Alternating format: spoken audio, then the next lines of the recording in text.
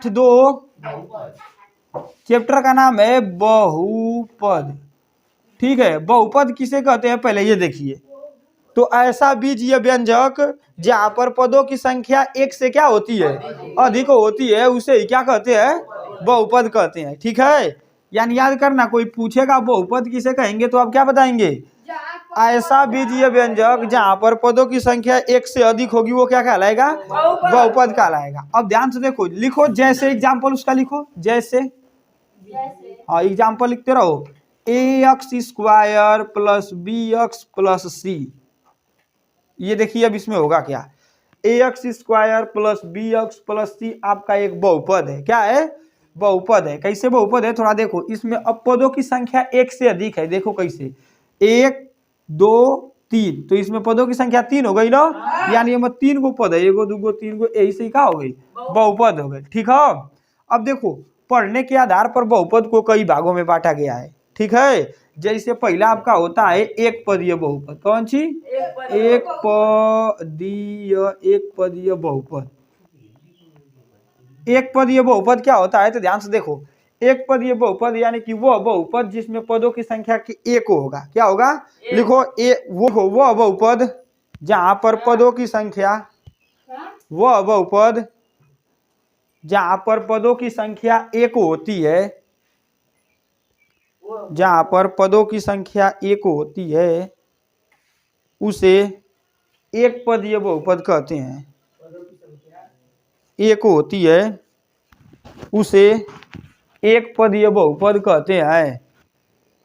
जैसे एग्जाम्पल इसका देखो बगल में इधर ही, सब लोग लिखते जाना तुम लोग। जैसे देखो, एक पदीय बहुपद क्या हो सकता है, तो x भी हो सकता है, कामा, क्योंकि अब इसमें एक पद है। ठीक है, अब देखो 5x भी हो सकता है, चाहे 7y भी हो सकता है, चाहे y भी हो सकता है, चाहे a हो सकता है, चाहे 5a भी हो सकता है, चाहे 4y भी हो सकता है, मतलब कुछ भी हो सकता है। यानी कि देखो एक पदीय बहुपद जिसमें पदों की संख्या कितना होगा, केवल एक होगा, वही आपका एक पदीय बहुपद कहलाएगा। जैसे केवल x दुगो कैसे है, इसका गुणांक है ये। ध्यान से देखो, बहुपद देखो पद दुगो कब बनेगा, जब उसके बीच में प्लस रहेगा। तो इसके बीच में कहीं प्लस है नहीं है, तो कामा है, तो इसीलिए अलग हो गया, ये अलग, ये अलग, ये अलग, और ये सब क्या हो गए, अलग हो गए। तो एक पदीय बहुपद ऐसा बहुपद जिसमें पदों की संख्या एक होगा उसको एक पदीय बहुपद कहेंगे। उतार लो उसको, फिर दूसरा हेडिंग लिखो, द्विपदीय बहुपद। हेडिंग लिखो, द्विपदीय बहुपद। द्विपदीय बहुपद कहते हैं वह बहुपद जहाँ पर पदों की संख्या 2 होती है उसे द्विपदीय बहुपद कहते हैं। जैसे देखो इसमें क्या होगा, इसमें आपका हो सकता है, ध्यान से देखिएगा, 3x प्लस 4। अब देखो क्या हो गया, इसमें एगो पद है 3x हो गई, अब प्लस एगो 4 हो गई, तो ये तो अर्क हो गई दूगो, तो ये हो गया द्विपदीय बहुपद। ऐसे भी हो सकता है x। अब देखो जैसे 3x प्लस 4, अब इसमें देखो दुगो पद है, 1 और 2, हुआ कि नहीं हुआ। इसके बाद x प्लस 6, ये भी दुगो हो गया। ऐसे भी आपका आ जाएगा y प्लस 4, ये भी कैगो हो गया, दुगो। ऐसे भी आ जाएगा 30, देखो x प्लस 30, तो ये कितना हो गया, दुगो। तो ऐसे बहुपद जहाँ पे पदों की संख्या क्या होगी, 2 होगी, उसे द्विपदीय बहुपद कहेंगे। अब तीसरा हेडिंग लिखो, त्रिपदीय बहुपद। त्रिपदीय बहुपद। त्रिपदीय बहुपद हेडिंग लिखेंगे, लिखो वह बहुपद जिसमें पदों की संख्या 3 होती है, 3 होती है, जिसमें पदों की संख्या 3 होती है उसे त्रिपदीय बहुपद कहते हैं। त्रिपदीय बहुपद कहते हैं। जैसे देखो आपका ये ऊपर जो लिखा गया ना, यही हो जाएगा। पहला तो लिख देंगे ax² plus bx plus c। अब इसमें 3 गो पद है, देखो 1 2 और 3, तो त्रिपदीय हो गया। फॉर एग्जाम्पल ऐसे भी हो सकता है 3x² प्लस 4x प्लस 6, ये भी आपका त्रिपदीय है ना। तो ऐसे बहुपद जहाँ पे पद कितने होंगे, 3 होंगे, यानी कि वह बहुपद जिनमें पदों की संख्या 3 होगी वो आप उसको क्या कहेंगे, त्रिपदीय बहुपद कहेंगे। हो गया। पहला प्रश्न में देखो यही सब सवाल छाटने के लिए आएगा, इसलिए ध्यान देना। चौथा हेडिंग लिखो शून्य बहुपद। शून्य बहुपद, शून्य बहुपद लिखो। ऐसे बहुपद, ऐसे बहुपद जिसमें पदों की संख्या 0 होती है चाहे शून्य होती है, ऐसे बहुपद जिसमें पदों की संख्या 0 होती है या शून्य होती है उसे शून्य बहुपद कहते हैं। कोई एग्जाम्पल, इसका एग्जाम्पल देखेंगे आगे भाई साहब। शून्य बहुपद क्या होगा, तो नमोए कर बाटे कौन चीज, शून्य, शून्य का मतलब 0, तो हो जाएगा 0, काम खत्म हो जी। चाहे एक लिख सकते 0x² प्लस 0x प्लस 0, इसमें सब 0 है, एक भी पद नहीं है, उतार लो। हो गया। अब ध्यान से सुनना सभी लोग। पहले अब पाठ 2 कक्षा 9 का पाठ 2 आपको पढ़ाया गया है। इस पाठ 2 में आपको पढ़ना है बहुपद, ठीक है। बहुपद किसे कहते हैं ध्यान से देखेंगे। बहुपद कहते हैं, नाम देखा, बहु का मतलब होता है ज्यादा ना, अब पद का मतलब संख्या। यहाँ पे जिस पदों में यानी कि ऐसा कोई बीज या व्यंजक होगा जहाँ पे पदों की संख्या क्या होगी, अधिक होगी, वही आपका क्या कहलाएगा, बहुपद कहलाएगा, ठीक है। अब ये बहुपद पढ़ने के हिसाब से 3-4 भागों में बांट दिया गया। पहला आपका है एक पदीय बहुपद, तो ऐसा बहुपद जहाँ पे पदों की संख्या क्या होगी, यानी कि देखिए ऐसा बहुपद जिसमें केवल एक पद होगा उसको एक पदीय बहुपद कहेंगे, ठीक है। ऐसा बहुपद जिसमें केवल एक पद होगा उसको एक पदीय बहुपद कहेंगे, जैसे x 5x 7y y a 5a 4y कुछ भी 5 6 30 कुछ भी, ठीक। वैसे ही आपका होगा द्विपदीय बहुपद। द्विपदीय बहुपद क्या होगा, ऐसा बहुपद जिसमें पदों की संख्या का गो होगा, दुगो होगा, वो आपका द्विपदीय बहुपद का। जैसे 3x प्लस 4, यहाँ पे दुगो पद हो गया, यहाँ पर x प्लस 6 दुगो हुआ, x plus y 2, x plus 30 ना, ये द्विपद हो गया।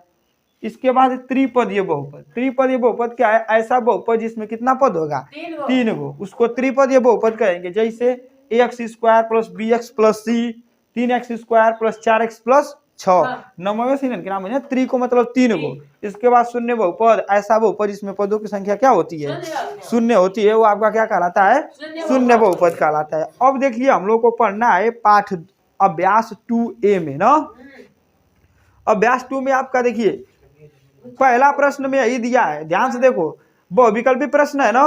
प्रत्येक प्रश्न के 4 उत्तर दिए गए हैं, सही उत्तर छाट करके आपको क्या करना होगा, लिखना होगा ना। देखो बहुपद दिया है y³ minus y plus y² minus करड़ी में 2 का अवरोही क्रम लिखिए। अब देखिए इसमें कैसे लिखा जाता है पदों में, तो आरोही और अवरोही तो लोग पहले ही का पढ़ ले वालों, घटते क्रम और बढ़ते क्रम। तो इसमें कौन सा पद कर, अब जिसे 2a का पहला सवाल देखो, पहले बताते हैं इसमें कैसे। देखो संख्याओं में आरोही क्रम और अवरोही क्रम तो आप जानते हैं। जैसे अगर हम आपको कह देंगे, ऐसे सवाल दे देंगे 3, 5, 6, 2, 4, 1, मान लो 0 दे दिए, ठीक। इसको हम कह देंगे किस क्रम में लिखने के लिए भाई साहब, तो आरोही क्रम में, सॉरी अवरोही क्रम में कह देंगे लिखो, किसमें, अवरोही क्रम में लिखिए। तो इसको अवरोही क्रम में आप लिख लेंगे ना, क्योंकि अब देखो अवरोही क्रम का मतलब क्या होता है, घटते क्रम। अवरोही, अवरोही का मतलब होता है घटते क्रम। कौन चीज, घटते क्रम। तो घटते क्रम में यानी कि सबसे पहले बड़ा लिखा जाएगा, फिर उससे छोटा, फिर उससे छोटा, लास्ट में सबसे छोटा। तो यहाँ पर देखो कैसे लिखेंगे, 6 सबसे बड़ा है तो 6, फिर 5, फिर 4, 3, फिर 2 और फिर 1 और लास्ट में 0 हो जाएगा, ठीक। लेकिन इसमें तो कोई आपका पद नहीं दिया है ना। पद का मतलब जैसे x² नहीं खे देले, 5x नहीं खे देले, अगर a पर करके आ जी तो ओके कैसे छाटल जी। अब संख्याओं में कैसे निकालते हैं, अब देखो ये तो संख्याएं केवल थी। अब आपको मान लीजिए दे देगा 3x² प्लस 2x प्लस मान लो दे देगा 5 प्लस मान लो दे देगा 3x³ का मान लो दीजिए, फिर दे देगा फिर इसके बाद प्लस मान लो हाँ मान लो करड़ी में 2 ही दे दिया, इस प्रकार का दे देगा। तो अब आप इसको कैसे छाटेंगे कि कैसे जानेंगे? ठीक, तो अब इसको अवरोही क्रम में करेंगे। तो ध्यान से देखो, हम बता रहे हैं पहले, इसमें सबसे अवरोही क्रम का मतलब बढ़ते क्रम, अरे सॉरी घटते क्रम। अवरोही क्रम का मतलब होता है घटते क्रम। तो इसमें पहले ना देखो, घात देखते हैं। क्या देखेंगे? बहुपद में देखेंगे सबसे ऊपर सबसे बड़ा घात किसका है, वही सबसे बड़ा होता है। तो इसमें सबसे बड़ा 3x की पावर 3 घात है, तो इसको पहले लिखेंगे तो 3x की पावर 3 घात। फिर उससे छोटी घात, तो उससे छोटी घात ये है, तो प्लस हो जाएगा 3x स्क्वायर ना।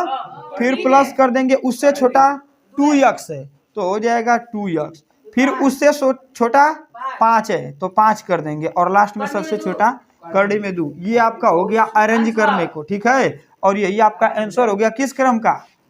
अवरोही क्रम। यानी इसमें आपको समझना क्या है भाई साहब की इन बहुपदों में आप देखेंगे कि सबसे बड़ी घात कौन है। जो सबसे बड़ी घात होती है वही सबसे बड़ा बहुपद कहलाता है, ठीक है। तो इसमें सबसे बड़ी घात ये था 3, तो हमने उसको पहले लिख लिया। फिर इसके बाद इसको उससे छोटी घात, फिर उससे छोटी घात, लास्ट में सबसे, मतलब अब धीरे धीरे संख्या पे आ जाते हैं, ठीक है। अब देखो इसी को मान लो, इसी सवाल को आपको कह देगा कि आरोही क्रम में लिखो। कैसे? आरोही क्रम में। आरोही में। तो आरोही का मतलब याद रखना होता है बढ़ते क्रम। कौन सी? बढ़ते क्रम। तो बढ़ते क्रम का मतलब होगा कि पहले सबसे छोट, फिर बढ़, फिर बढ़, फिर बढ़, लास्ट में सबसे बढ़। तो ध्यान से देखो, इसमें लिखेंगे पहले करड़ी में 2। कौन सी? इसी को उल्टा पलट, तो करड़ी में 2, फिर प्लस कर 5, फिर 2x plus 3x square plus 3x cube. ये आपका हो गया कौन सा क्रम? आरोही क्रम। समझ में आ गया? ऐसे ही आपका सवाल दिया है, सब आप सवाल उसमें के लगाइए।